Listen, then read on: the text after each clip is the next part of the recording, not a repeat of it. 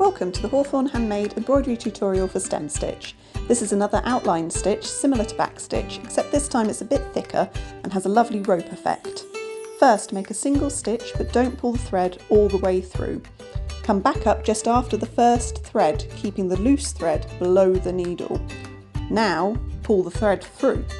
Next, take the needle down a stitch length ahead of yourself, but again leave some thread loose. Bring the needle back up just after the end of the previous stitch and pull through. Repeat this, going ahead of yourself, keeping the loose thread below the needle, and then coming up just after the previous stitch. And you'll start to notice a really lovely twisted effect of the stitches. You can keep the loose thread on the other side of the needle if you prefer.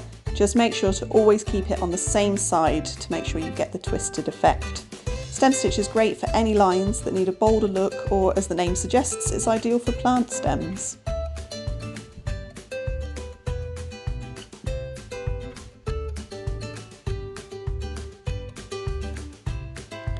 To finish your line, all you need to do is take the needle down at the end of the line on your last stitch. There we go. Like, follow and subscribe for more easy to follow stitch tutorials from Hawthorn Handmade.